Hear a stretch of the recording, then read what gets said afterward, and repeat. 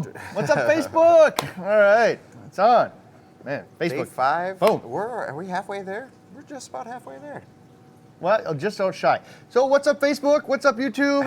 Welcome, everybody. And I'm just going to tell you right now, the big news of the day is free $1,000 tank right here. So it's a little over $1,000 tank.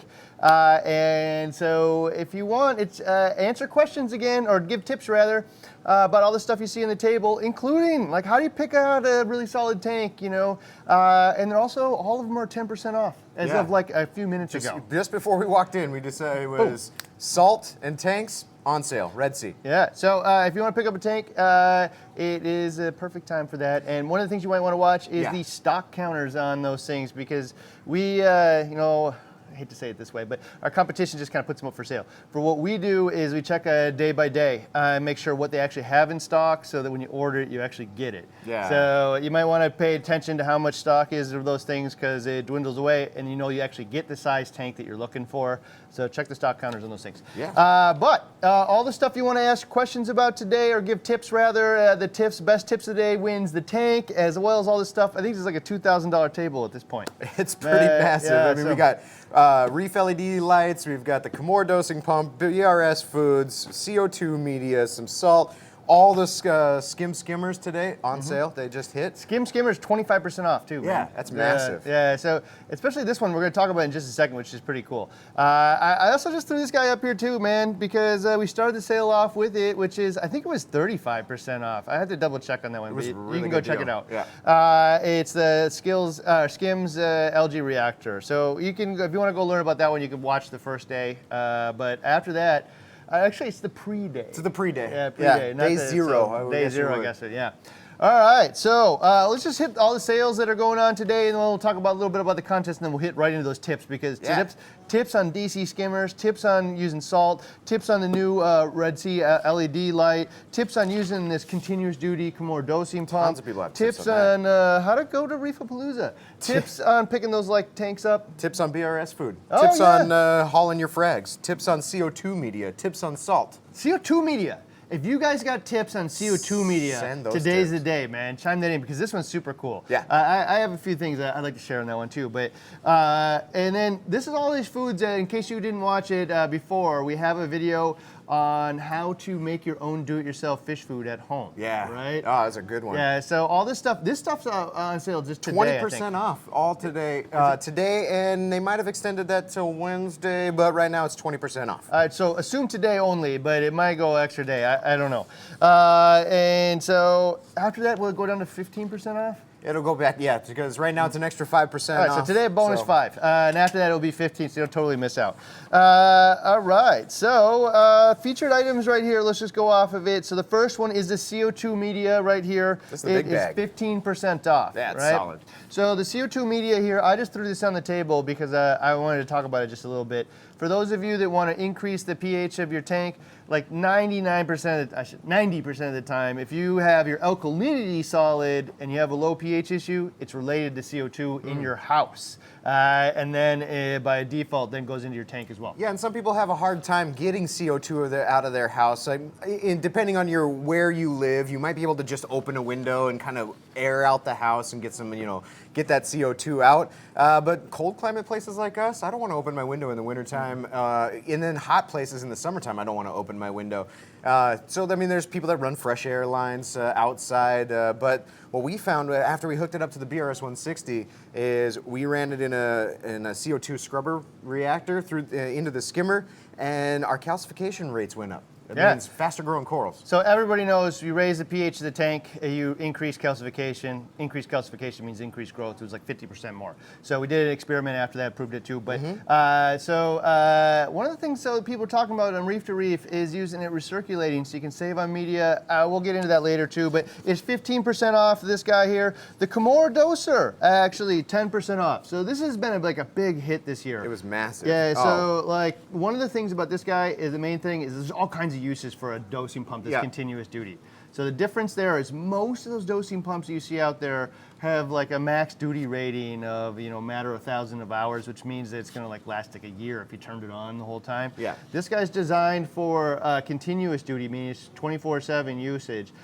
Now you use it on calcium reactors, all kinds of different things. But calcium reactors means if I peg the pH of my the fluid using a controller inside the pH of the reactor, the fluent coming out of it, same strength.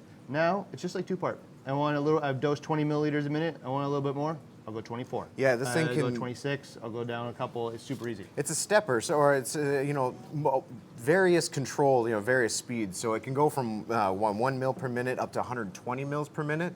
And so if I'm running 30 mils per minute and I see that it's not keeping up with my alkalinity, I crank it up to 35. This is one of those things actually during when it's full price. Actually, we run out of them constantly. Yeah. And then they sit out of stock because they come from halfway across the world. So they sit out of stock for like a month and a half, sadly.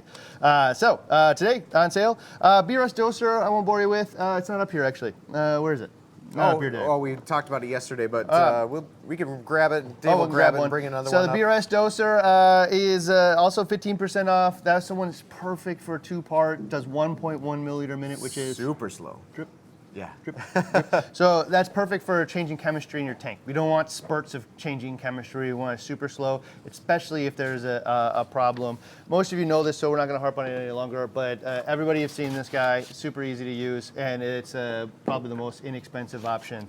Just hook it up to a timer. We talked about smart outlets. Yeah, the smart outlets would be is an interesting one that I hope we get a test. Is different timers and stuff. But the Christmas tree ones or the Christmas light ones that you push in the little tabs for the time. I've used those before, but the digital timer was a really good one that we had. It's like a 2 plug-in Titan type one that we have, and you can run different day settings, like up to 8 of them. All right, so next one was the Skimz brand Skimmers here. So all of them are 25% off. So if you're looking for a skimmer, that is actually the deepest discount of all the skimmers that, during the sale that will be throughout the whole thing. So yeah, there you go, you now know. And this one specifically is the DC line. So we've been talking a lot about DC pumps and skimmers, and I won't, maybe we'll get into the tips later, but more or less, DC means I can control the speed of the pump, which controls both water and air at the same time. I go the fastest, I get the wettest skimmate. I go the slowest, I get the driest skimmate, and then I adjust the water level to how I want to control or collect that skimmate. Yeah. So DC skimmer is a really hot thing. The Skimz line of DC skimmers already, by far, the cheapest option out there for a DC skimmer. Has 20 different steps on it. Now it's 25% off today. The deepest discount like you'll ever see on them. Deepest discount of any skimmer out there. So today's a great day. One of the things I'll say about this one is in our testing, the Skimz DC skimmers perform the best at deeper water levels. So if you pick one of these up, consider making a little deeper water level in your sump because it performed the best. It really gave you a wider range of air control. Yeah, the difference when I was testing the SN167, which is the little bigger brother than this. This is the 127, but in 5 inches of water, it was drawing 55 liters per hour air. In 11 inches of water, almost 1,100 liters per hour. I also found that the pump speed scales it back down better at deeper water. Yeah. So just for reference point, like at 1,000 liters an hour, of all the skimmers we tested, there was only like one that did better than that, and it costs like 5 times as much. Oh, the recirculating type? Yeah. So super, super great value in there. Oh, Randy, I see a note. You guys can't see it. I put it in there. We're chuckling because I watch him. Jeff says, Randy, you're my spirit animal. Thank you. That's hilarious. I'm glad I could be that for you. All right, awesome. I mean, I saw Dave chuckling, and I had to share it with you guys. All right, so the next one off is 10% off of the Red Sea Reef LEDs. So these are been a really big hot item here. Yeah, the 90 and the 50. I tested the 90 in an investigates in the lighting test, and it turned out to have some super high par. And it's this 90 watt range, some of the highest par that we've seen since we've been testing them and stuff. So, and it's got that sunk in, single lens type deal here, in which case, not glaring in the eye when you mount it a little higher. Yeah, so the fact that it's sunk in here, like when you raise it up, means you can't actually see the LED yet. Yeah. There's one thing I do like about this guy for sure, and other than it's affordable, and they've definitely scaled some things back. There isn't every last color of LED in there, but you know, when you're looking for value, it doesn't come with every last feature under the sun, right? And so the phone app is really easy to use. It's super easy to set up. Okay, so this guy, one of the reasons you get higher par for the same 90 watts is because they don't have all those excess LEDs in it. So they can put more power to the LEDs that are in there. There's more par-giving LEDs, right? So the blue guys are in there. We didn't throw in reds and greens and all these UVs and stuff in there. So like, there might be UV in there actually, but they didn't throw in a lot of excess. And another thing they did is they put more blue in than white, meaning that if I crank it all the way up, it's actually at a color that a lot of people would actually use. Bad, yeah. I think the 15K is the one is the most, takes up the most. So whereas if I turn up all the sliders on other brands, is way wider or way too much red and green and stuff, and it's just like a lot of wasted energy or capability, and you're paying for LEDs you don't really use all the way, right? So the balance in this guy, you know, dollar for dollar is actually pretty high, and because they put all the LEDs under this one large lens, it actually, the shimmer is pretty sharp too, and because you don't have, you know, part of the reason you see the sparkle around the tank, like the greens and reds and all that stuff shooting out around the disco effect, is partially because of those other colors in there. You know, because blue and white are actually close enough to the human eye that you can't actually see the separation of the stuff sparkling all over. When you start adding green and red and stuff in there, it's like it refracts off the top of the water. It starts to shoot around, and like you can see that. Especially if it's in its own individual lens. And if you win this Max Nano that's up right over here, it comes with it too. It comes, it comes with one of these Max lights. Nano right there, you can win. You can also win one right here. You just have to have the best tip on using LED lights or this specific light today. Solid. All right, and so we also have, hey, by the way, 10% off of all Red Sea today. So all those tanks, make sure to watch the stock counters in the tanks because it matters. You don't want to wait 6 months for a tank, That right? means salt too. Some of those tanks, some of those tanks are still coming from China, right? So like you're gonna be waiting a long time. So you probably want to pick out one that actually has stock. Our stock matches on our website matches the stock that Red Sea sent us, right? Yeah. So it probably won't be perfect, but it's gonna be pretty darn close. I would definitely try to pick out a tank if you're in the market for a tank of one that actually has stock in it. All right, 20% off of all the BRS foods, right? Yeah, so this is a variety of dry foods. So we're talking the reef chili. So of course, reef chili is 20% off, and grab a bunch of it because it'll last you quite a while. But if you're making your own DIY food, and then there's some like the golden pods that you can actually feed directly to your tank. We found that it had the highest protein content for the dry foods out there that we carry. And then you could also mix a bunch of it up into different types of coral food. You can add it to your frozen food to supplement it. And because it's dry, most of them are dry or freeze dried. A lot of them soak up like additional things. Like if you're putting coral aminos or Celcon and stuff like that, it soaks into the dry food rather than just water, making it more nutritious and more nutrient dense. So one of those things like, you know, you talk about foods, and like I was reading a bunch of comments and articles and stuff recently, and people were talking about like, well, I don't need to really feed my corals. Right? You don't necessarily have to. You know, most of them will survive on the food that you kind of put in the tank just for fish and their waste and whatnot, and then the light. But there's like survive and thrive. Yeah. Right. There's the different things, and like everybody's instance is different, but if you're not putting enough nutrition in, and you see the signs of it, mean you're not achieving the results that you're looking for, nutrition is definitely an avenue. And so one of those things that I thought was really interesting is when the Josh at WWC said that they used the coral amino to like nurse back, you know, corals that are losing tissue and unhealthy. Well, hey man, you're providing super easy to use nutrients back to these corals. Of course, it's going to produce results. So one of the things I thought was really interesting is back when Reef Chili, you know, used to be on like eBay and it had its own website. I saw so many comments that were like, yeah, my brain was dying, and you know, there's only a teeny little bit of tissue left. I started dosing this, all of a sudden it came back. I'm like, no. Like even like for me, I know what it's doing, but like, man, that's a big bold claim, right? But now you start to see like people are actually using it for these purposes. Like my coral is unhealthy, malnourished, and I'm providing it energy and easy to consume energy that's in tiny little particles that rapidly break down, high nutrition content. Well, of course. It's going to start growing back. Yeah, I mean... It's got the energy to survive, yeah. So, I don't know. So, all these things, so Reef Chili is always like one of the hottest things of Black Friday, even though it's like a little $15 bottle or whatnot. It's 20% off. It's one of those things you can buy for yourself, like right along with the coral aminos, and it does results. You can upgrade your tank by what you put in it, not just necessarily all the gear. Right. Solid. All right, so the swag thing. Yeah, last one is the swag item, and it's a little nicer, I'd say, than the frag bag that we had before. It's got a front zipper pocket and stuff, but basically these are limited free swag items, and so that means if you're ordering something over $250 today, add the frag bag into your cart, get it for free. While they last, because I think last night we ran out of vintage t-shirts that were the free swag item, and so they do go quick in the day. So there's a few of these, and if you win your trip to Reef-A-Palooza with us, take this with you. Bring back your frags on the plane.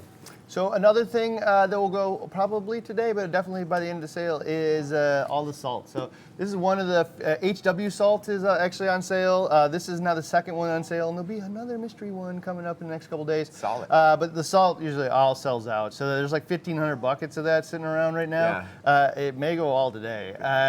Just people like to stock up on salt for the year when it's the cheapest. When you buy 4 buckets, maybe you got the whole year done. Yeah. Next Black Friday, right?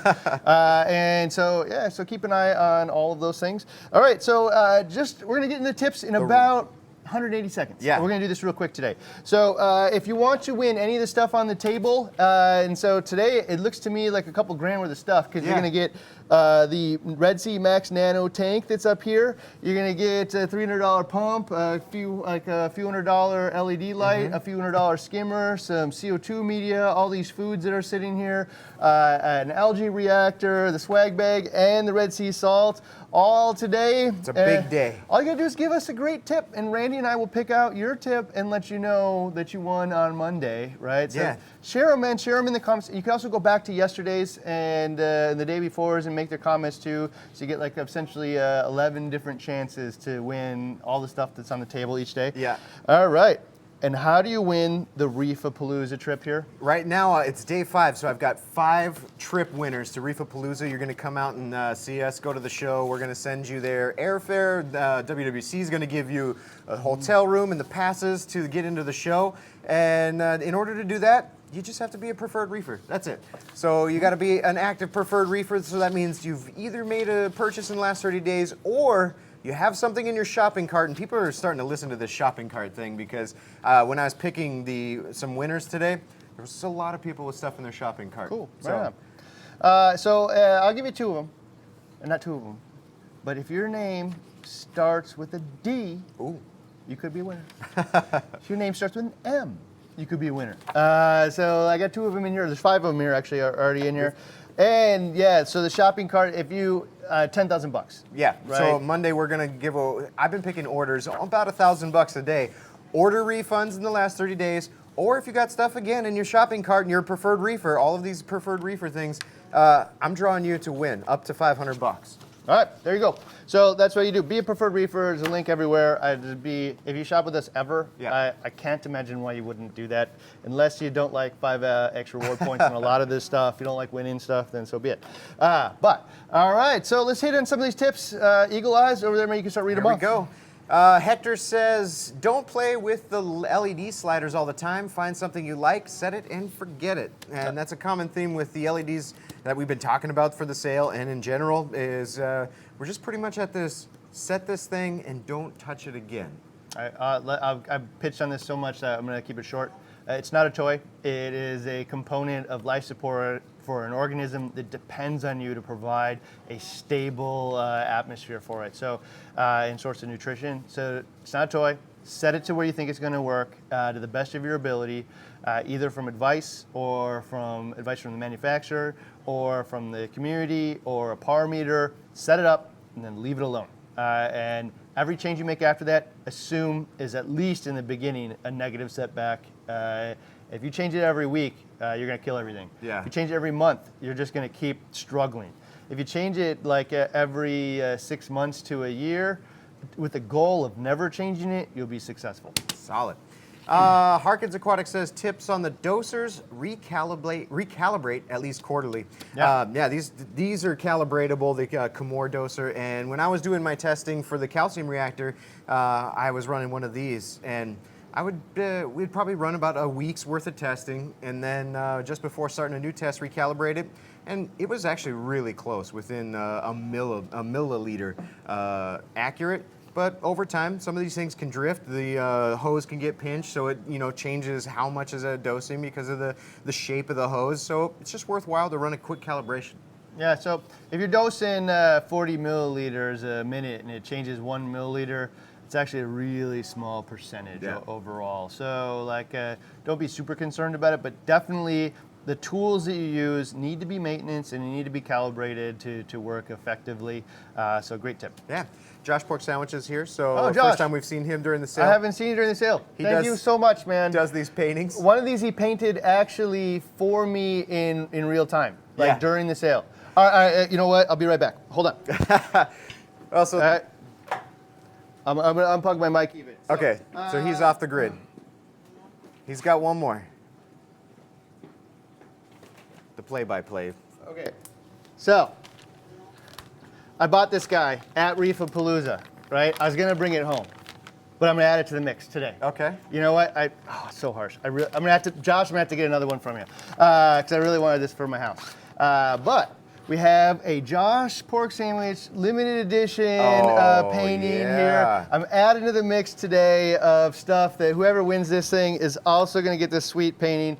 For those of you who don't know, it's a picture of all of his zoanthids that he sells at the shows. He creates these cool little colonies, or gardens rather, and then he paints over them to make them just really pop under a black light. I don't know if you can see it. You can't really see it. So not just black light, I mean, but like tank lights. Because our tank lights are kind of like black lights. It's a good one to hang right behind the tank, right above the tank. You can just make this thing shine. And I sat there and watched him. He gets his glasses on. He's got the little pens, and he just takes them. It takes him quite a while, but he paints each of these individual colors to make them just pop. It's really cool. It's super cool because it doesn't even look painted. No. It just looks like, but it just pops, man. Yeah, look at it. Dave came through. He's got a Kessel light for us here, and so take it out of the plastic. Yeah.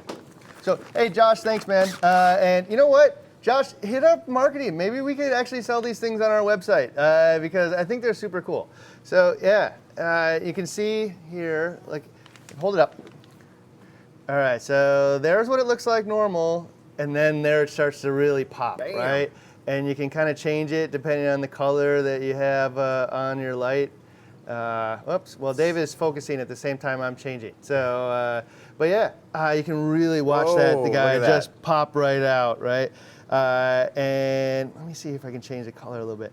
Even right there, you can really watch him kind of pop out.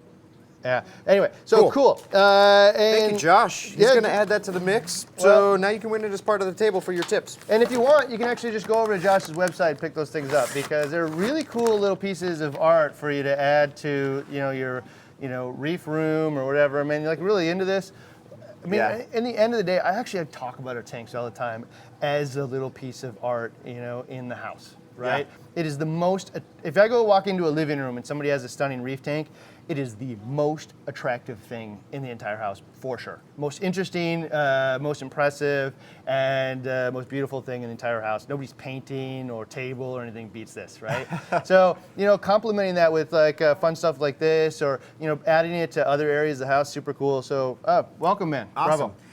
Brad Carey says, tip when mixing salt, let it mix for a few hours before putting it in your tank. This is actually something we tested because in our basements, in a brute trash can, or wherever you're mixing, my eye doesn't really see how clear and how well the salt is mixed up. So as long as I stop seeing large particles in the bottom of my can, I'm going to assume that it's all the way mixed up. We did 24-hour time-lapse type footage of all different types of salts, like 9 different salts, to see how quickly they mixed up. And top 2, ESV, which is a 4-part system, and Tropic Marin Pro. So I'll just say it this way, again, man, you can't you can't look in the bucket in the dark and tell when it's dissolved. And I'm as guilty as the next guy. Like, I thought it was dissolved. You know, I don't know. But here's the thing also, like there's two ways to go about it. It's like good enough or like best practice, right? Yeah. And so when most people ask that question, like how long should I, you know, mix up my salt? They may actually want to know the answer to both of those ends of the spectrum, right? So good enough, I don't know, I've mixed it for an hour and let it, you know, sit there. A lot, and my tank like hasn't nothing, the fish killed. didn't jump out or anything, right? But like if that's my standard is stuff died, that's a pretty low standard, right? I don't know. If you do a 10% water change, maybe, I don't know. If you're doing 50% water change, you only mix it for an hour, I don't know, you know, like standard death. But if you're really asking for best practice, what we found with most of them is 24 hours, mix it up and let it go for the full 20 hours. And you know, that was in an environment where we put the like eye chart behind it, lit it really well from the top and mixed it, and you could get really good contrast on camera. Yeah. You can go watch the video if you want, but it was obvious to us that 24 hours is the right number if you're looking for best practice and not good enough. Solid. Sal Lamone says, don't skip water changes. So we used to, we were kind of running that experiment sort of on the BRS 160 here about water changes, not doing them because we had the refugium and we were dosing trace elements which can be depleted over time. And the salt water, the salt changes helps, you know, replenish some of that stuff. And then we just decided to add in water changes, and now we're on the salt water changes are good. So, you know, here's the thing, man, is like one of the things that I don't think it comes across on the forums and groups and stuff well enough is people ask these types of questions, and most of us tend to answer like what we're currently doing or what we currently learned or whatever. And so like the, you know, advice is just like all over the place, because what advice I'd give somebody for a 7-year tank and somebody that's just starting, so vastly different, right? And so if you have a tank that is, you know, 7 years old, it's got super awesome coral growth everywhere in it, and like you couldn't get a nitrate or phosphate reading because the corals are uptaking it all, and there's just like so many reasons that a flourishing reef tank is a little less dependent on the water changes than one that's been up for a month. Oh yeah, true. Right? Yeah. And so it's super careful that we give the right advice to the right people at the right time, right? And so for that first like 12 months, and I'm gonna say probably 12 or 24 to even 36, if you do your water changes on time and don't skip them, particularly in the summer when you're having awesome barbecues and ballpark games and stuff, that's when the things tend to go south. If you stick to your water changes for that first few years, you're gonna be in a dramatically higher success pool than the people that don't. I'd be like triple, quadruple the success rates of the people that don't.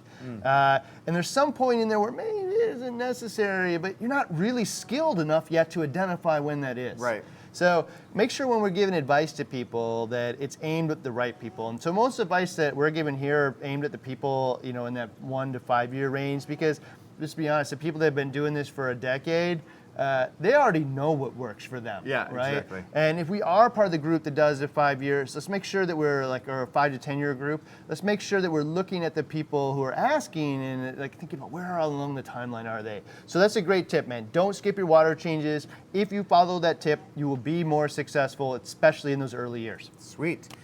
Dreamer's Reef says, tip, connect a CO2 scrubber or an airline ran from outside to the intake of your protein skimmer, and you will see an overall improvement in your system when you do this. Yeah, you're going to remove the carbonic acid. So just a reference point. So what's happening in your tank if you have a low pH is you have a bunch of CO2 in the air surrounding the tank in your home from you breathing, your pets breathing, everything. And what happens is that CO2 gets into the water through gas exchange, turns into carbonic acid. Acid prevents the corals from growing and calcifying, so prevents precipitation going on inside the coral's tissue. So you are definitely going to see all kinds of benefits from raising the pH of the tank, especially if you can do it stably. Right? If it's just all wonky up and down all the time, you haven't done any like benefit. Yeah. Another one though is run a refugium too. Refugium uptakes all the CO2 out of the water. Right? All is not the right word, but uptakes a lot of the CO2 out of the water and helps you that way too. James Crane says, use quality salts for your water changes and do the water changes regularly. Again, what we were talking about, to keep, especially in, like you said, in the first 3 years, water changes on time, good tank.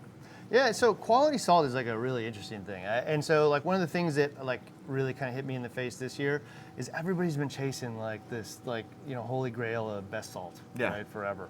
And there isn't one, guys. I'm just gonna remove the mystery. There's no like best salt out there per se. There's like best for a purpose, because best salt to a lot of people it would be the cheapest one that works, right? And so the best salt would be the lowest maintenance salt. It could be the one that stores the longest. It's to your intended purpose, man.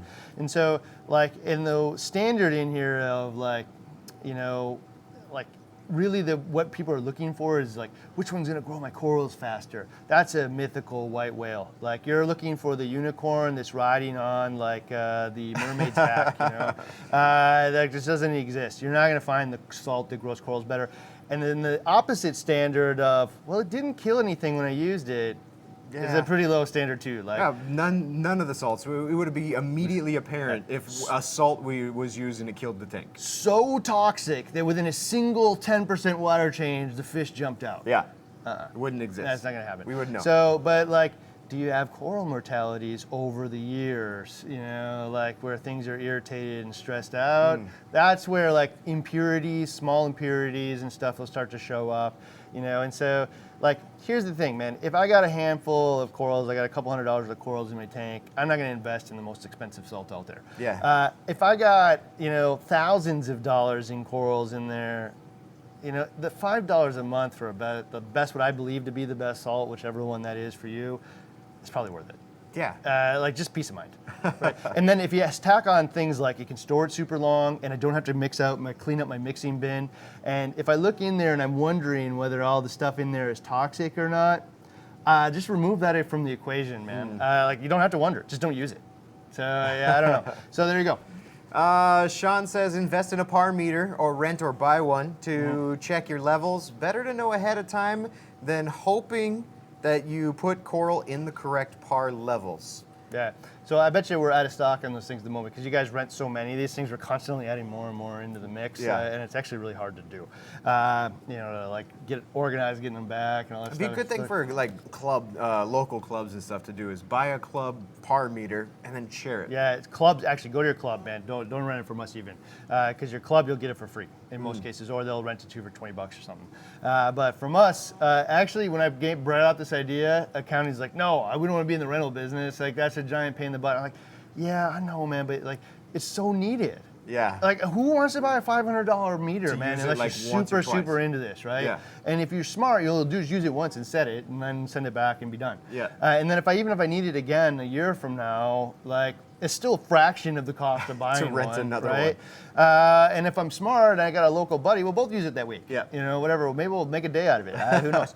And so, like to me, man, like. It was different when you had T5s, you all plug them into the wall, they all work, it doesn't matter. Now, there's so much benefit from measuring it, so hopefully there's some to rent. If they're not, hopefully there'll be somebody will send it back, but we're constantly putting more into action, so that's a great idea. Carl says in cold weather, he heats his RO water before adding the salt mix, which helps it dissolve faster. And actually something that we did see on some salts out there is that they do mix better, more homogeneous at like 78 degrees when we mixed it versus the cold like 68 or 69 degrees of the room. We have an episode on that one too. Which is interesting because like in theory, the warmer the water, the more precipitate you should get, right? Which is the opposite of what you think in many things. But if you just think about your hot water line in your house, that's where all the calcium deposit comes from. So like it is hot water is where calcium carbonate forms more rapidly. So it's interesting. So in some cases that's the case, in some other cases it isn't. All right. Let's see here. When performing larger water changes, use bicarb. Match the alkalinity to prevent a swing during the change. Nice. So he's might be using a salt. So you might keep your tank at like 10 DKH, and your salt mix only is 7 or 8 DKH, but you want to bump it up before doing a large water change and making a large fluctuation in alkalinity. So bicarb. That's what he's Yeah, using. that's a great tip. In fact, on the two-part system, man, I've been a proponent of throwing a bag of bicarb in with the kit, the starter kit, so that you have both soda ash and bicarb at home, because the soda ash is great for raising the pH a little bit every single day, right, with small doses. Not great for making large changes. Like I need to, fix a 1.5 DKH because the pH will go through the roof. Yeah. The bicarb is great because it's a subtle change in downward swing, just super temporary, and way better for larger changes. The problem that the marketing team has said we don't want to put it in there is because to a brand new reefer buying a starter package, it's just way too much information. Don't know what to do with all of it. You're just you lost me, man. You're like, why do I get two alkalinity things? I don't know. If you watch our videos though, all that information's in there. And you can make your own decisions, but like putting it in the kit, we got too confusing. But that's a great tip for anybody out there. If you're doing two-part, even if you're not doing two-part and you're buying anything. Yeah, a calcium reactor. If I'm running a calcium reactor and it's just not getting to 8 DKH and I'm sitting at 7, if I want to target like 8 DKH, I just use bicarb, dose my tank, bring it up to 8, and then use the calcium reactor to keep it stable. Daily dosing, soda ash. Yes. If you're going to make a correction, bicarb, always better.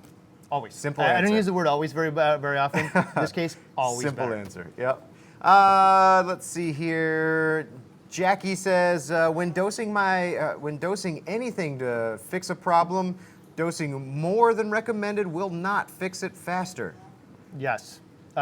Solid tip. It is in our DNA, and this is becoming a really common story in the last a few months. It's in our DNA to dose something. Oh, look at the algae kind of disappeared, but it didn't really. Let's dose more. Yeah. Right. Or oh, look at the corals are actually getting some color. If 2 milliliters did good, what about 8? It's in our DNA, man. So, but here's the thing: if you just think about.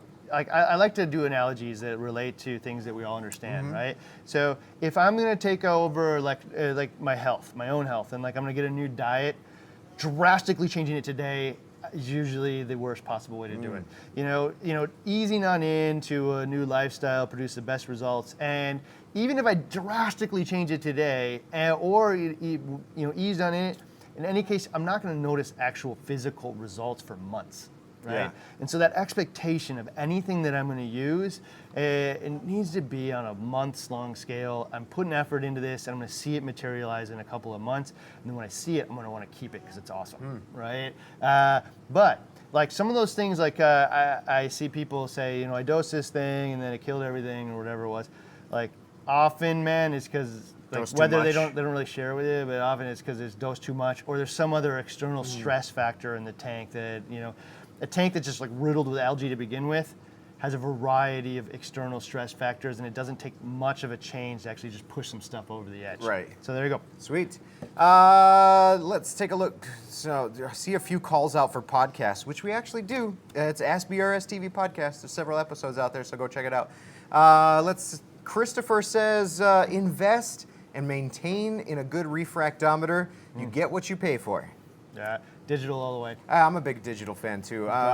It's so much work for me to use the handheld one, put my sample on, or rinse it. You put my sample on there, wait a couple minutes for it to temperature acclimate, go take a look at it, make sure it's calibrated. It's just, for me personally, I just don't want to put that much effort into testing my saltwater, especially when I'm mixing big bins. So if I'm mixing 20, 40 gallons and I don't have the weight of salt measured out yet for how much is going to bring my perfect salinity of salt in one time, I'm constantly checking as I add salt until I reach my target. In which case, the digital one where I just put a little drop on the well and push a button and it tells me I'm low, I'll add more salt, do it again.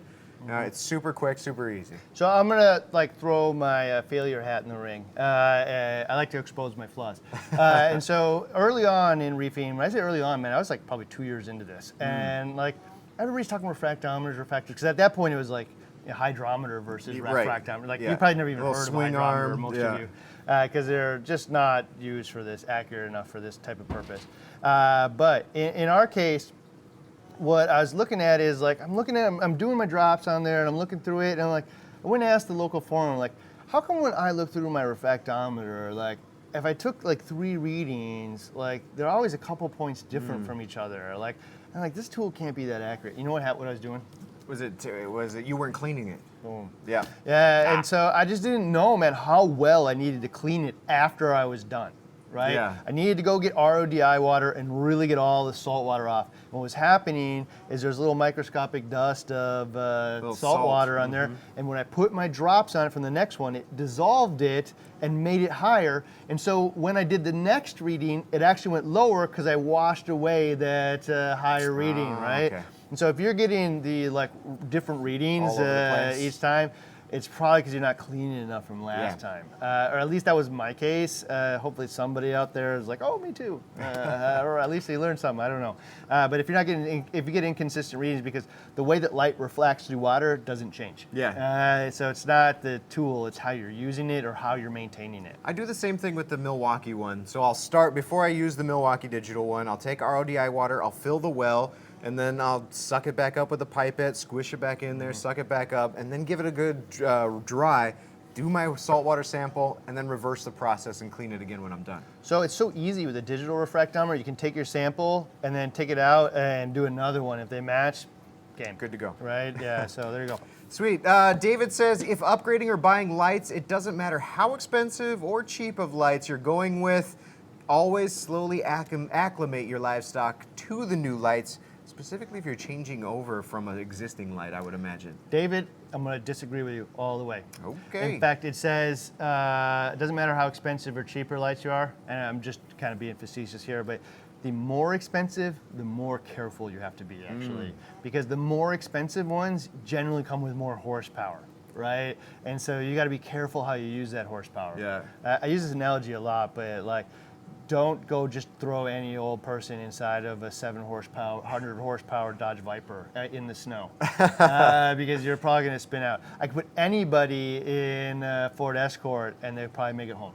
You know, you just can't use the tool poorly. So like, yeah, I get to the point of what David was saying here, absolutely. But like, really at the heart of it is, if you're buying the high power performance gear, you have to put some thought into how to use that performance to the intended goal. Sweet. Big Niners Reef says, anytime making a change, give it time to take effect. Saltwaters takes time. Yeah, you're talking about an animal. So like, think the fish and your coral's no different. Like, if I was gonna do something to improve the health of my dog or my cat, how long would I have to take before it probably show a result in the health of my pet? Yeah, months. It's no different with your coral or your fish. 12-gallon Nano says, create a build thread, document your setup and pictures along the way. Gives you a history of something to look back on, and then see the progress and share your success, and more importantly, failures, like he says here, with others to learn from. Yeah, okay, well, and also if you're on a forum, you post a lot, it legitimizes everything you say. Oh, yeah. Like, you can go watch everything I've done. If you're interested in it, here's all the photos. Most importantly, I show you my failures, because like, that's what most of it, like, you can go see it, hey, I did this, and hey, I did that, and whatever, and you're like, oh, well, it looks like, you know, 50% of people don't do water changes. But you don't see when their tanks went down because of that one awesome summer, and then the tank's gone. They just don't exist anymore. Yeah. Right? Like, they never came back to say, oh, no, I was wrong. You know, like, that doesn't happen, right? So yeah, having those threads, it's not only that, but like, even for me, I go back to on the Reef Tank was my first forum I looked at, and then the local club has a forum as well, TC Mass. And so I go back and look at my threads to find pictures from like when I was building the MJ mods and stuff, way back. The first time we made Reef Chili together and stuff. Like the first like club meeting at my house, you know, we're all like in my basement together talking about the frag systems I had. Yeah. So like, I go back to those things all the time, man. And so the more well you document it, sadly back then, like, phones didn't, God, I'm dating myself here. Phones didn't have cameras in them back then, sadly. Like, you didn't even, like, iPhone didn't even exist. Oh man, this is terrible. But yeah. Well, you make a good point about going back too, because you know, you've been doing this for a decade and some change, and I'm coming up on a decade of reefing too. And some of that stuff that I was posting, you know, first off in the hobby and as a beginner, there's probably there might be some nuggets in there that I completely forgot about, or something I did that maybe hasn't crossed my mind in years, and go back and just kind of take a look at what historically was like, I remember when I did that to this one coral, and oh look, I'm gonna try that again. So historic data. You could actually go back. You could probably find me on Reef Central under Snarkies and look at all the terrible questions I was asking. I'm no better off than anybody else out there. Like, I was just learning, asking question, learning trick, question. I had like 4,000 posts or something, man.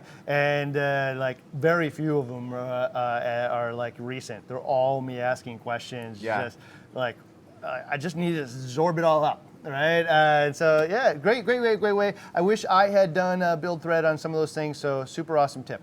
Let's take a look here. Robert Cray, he says he likes to oversize his skimmer to account for adding more livestock down the road. Yeah. Okay. So here's one of my pieces on this one, and like I used to say that same thing. Yeah. Right, and it's not wrong, right, but this is what I'm going to tell you that I've found so far in all my walk-ins. Okay. Is the cheap skimmers that are undersized usually work all the time. Like they don't work like great, but the low amount of air and the super small neck that only needs this much foam to start working works all the time and not very finicky, right? The big ones that are capable of much more are like more finicky, right? They work and they're capable of so much more and growing with your tank and whatnot, except for if you don't have enough organics for a neck that is 8 inches around and this big, meaning I need this much foam before I actually collect anything at the top. If you don't have enough organics to support that, it's going to be really hard to get it to work. So I would make an argument for the right size skimmer then. So if I had a 125 gallon tank, right, and I know it's a brand new setup, I probably got like 2 or 3 fish in there, 125 gallon, or they rate these things all over the place, but I'm gonna get a decent sized skimmer, preferably controllable, so that, because I only have 3 fish in this tank right now, and then probably years later I'm gonna have a lot of fish in there, I can just dial it down to meet the organics that are currently in there. And then as I add more fish, increase it up to meet the demand. So I was having this conversation. I talk nerdy stuff with Terrence at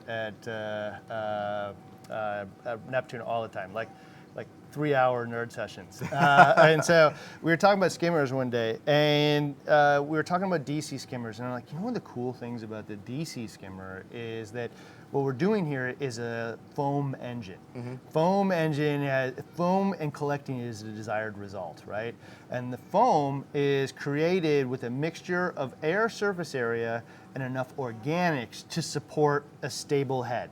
If I have too much air, it all just pops prematurely. And we've all seen it, super rapid air coming out the top, like milky white top to bottom, but nothing's actually coming out the top. Yeah. Right?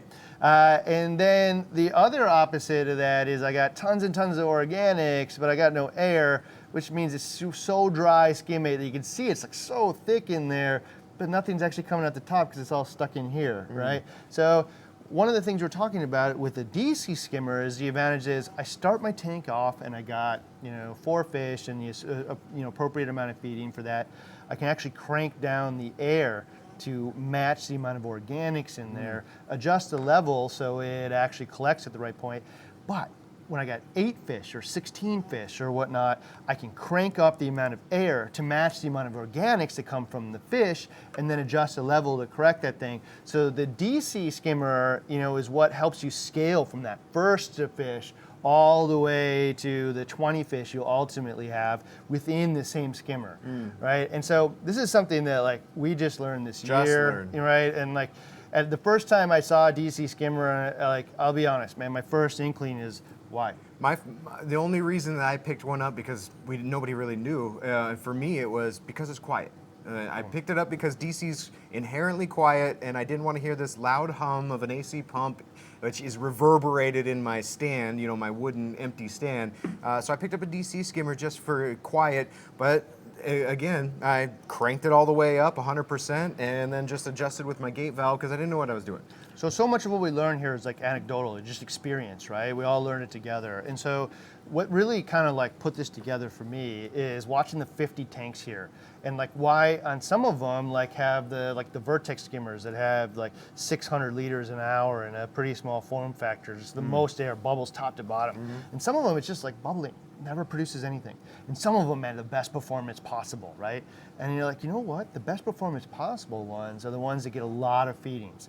The ones that are really stingy, all the bubble, there's just not enough organics to create a stable foam when there's that much air coming out of it. And then the people that like had that, they would switch to like the cheapest thing, like the Octopus Classic ones in there, and all of a sudden it like just works. And you're like, why is the cheapest one outperforming the other one? Yeah, it's probably like half the amount of air draw though. Right. And it's not that the cheapest one performs out the other one, or the most expensive one performs the cheapest one. It's the right tool for the right job, right? And so that's why, like now the Somatics, which have those same skimmers, like has a little air valve on it. And even like when we went and looked at the Comline sears from Tunes, like right on the airline, there's a little valve to squeeze it off in case it's overflowing, right? It's to reduce the amount of air, because it's overflowing because there's like too much air and organics and the mix is off, right? So yeah, like that was definitely one of the things, man. So I used to say that all the time. Get an oversized skimmer, man, because you can never be too good. And it is absolutely the Dodge Viper thing. Like it can be too good and it'd be out of mix with the amount of organics going in, the right mix. DC skimmers, I think, to me I was totally wrong. I looked at it the first time, I thought, well, quiet, I guess, but they were really expensive at the time. But I'm like, well, more air is better. That's what I've been told. More air, I mean, this is years ago, but more air is more better, always more horsepower is always better. Who would ever turn it down? I know now why I turn it down. In fact, in most of the instances, we found that the Max actually performs turning it down increases results for sure. Yeah. So tuning it to your tank is the best idea. All right. I like this one from, let's see if I can find it again. JCS Reefing, he says salt tip, add water, then salt.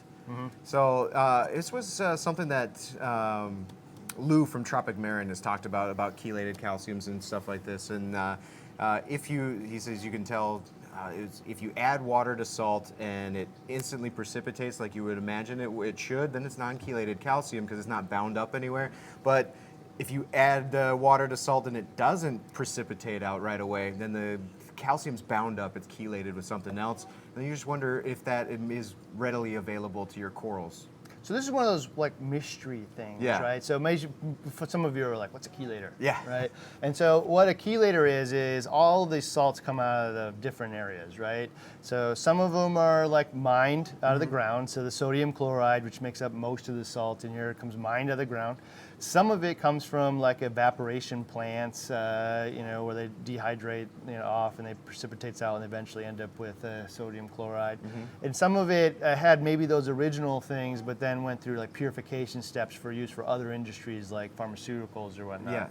So the cheapest way to do this is not purify the salt, to get it to pharmaceutical grade standard where it can be used on human beings, right? And has, clearly identified standards.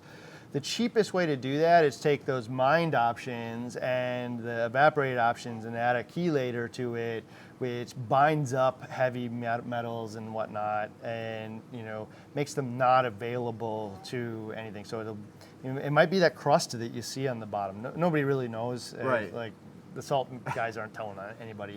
So if you can see that crust on the bottom, it could be chelators, and that's what he was talking about is if it's chelated calcium, it might actually not precipitate out like it should, because the way that you're adding the salt or water first and salt, if I add water to the salt, I'm essentially creating super concentrated salt water, right? And I'm diluting it eventually, but I'm probably going to cause major precipitation problems right in the beginning.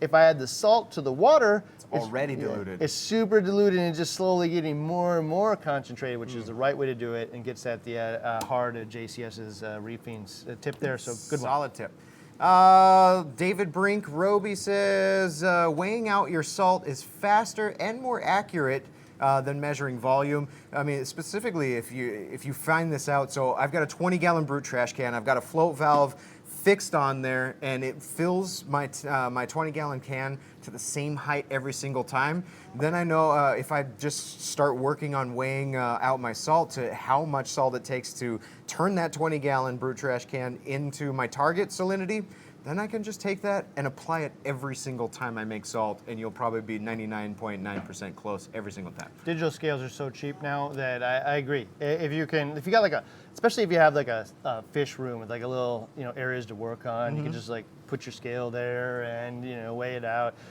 Scooping out like 1.5 cup after another. You like testing, lose count, scooping, testing. So yeah, if man, like it takes, 10.2 pounds of salt, boom. Done. Great tip. Emmanuel, he has a tip on the Kimor. He says, pull your effluent from the Kimor FX STP from your calcium reactor to avoid disasters. So this is that push versus pull. Am I pushing water or feeding into my calcium reactor, or am I sucking on the other end like a straw and pulling from my calcium reactor? Man, this one I debate all the time. You still on the fence on this one? So if you push into it, if it leaks, it creates a catastrophic event. Well, right? and so if you're pushing into it, I have a line in my tank drawing through the pump into my calcium reactor. If something on my calcium reactor or my hose were to rupture, it continues to pull from the tank until the tank is empty. Yeah. It has the potential. So this one's really tough for me, man, because there's not a right or wrong answer. There is pick your path. Well, so we're in the same boat here. Because the BRS 160 on the Vertex calcium reactor, we are pulling through the reactor. On the 750 XXL, on that calcium reactor, we're actually pushing through it. Yep. And so here's the deal, man, is if you push through it, you create pressure inside of the reactor that pushes water into the tank. If you pull through it, you're creating like a vacuum essentially that's sucking water out of the tank. It's much harder for the pump to suck than to push, in my experience. And so it's more reliable to push, but if you push, it's also like more likely to cause leak issues. And depending on your reactor design too, one might be better to get bubbles out of the top as well. Just suck the bubbles out or try to push them out, depending on your reactor design. So I don't think there is a right or wrong answer to this. You just gotta know like what the upsides of both of them are and pick the one that's right for your reactor design and experience, because some of them are just different than others. So we actually did a video that was like real definitive on doing Push one or way or pull. the other. And then later on, I'm like, I don't know. One little hot tip that we did actually on the BRS 160 or 750 related to this is air gets caught in the top of the calcium reactor and then gets sucked down into the pump and it like surges, right? And it makes noise. And so like you want that to happen. You want it to suck some of that air and mix it up and like keep it, keep all that excess gas like in the water and whatnot, but you don't want it to like surge all the time. And so what Josh and I did is actually get like a needle valve and put it on the line that feeds back into it. And so I can control that it just allows a little stream of air. Instead of just constantly surging the air, backing up and surging, it just allows a little stream of the air in, keeps the air mixed up, and get rid of all that noise. Oh, wow. Yeah, so that was a great experiment.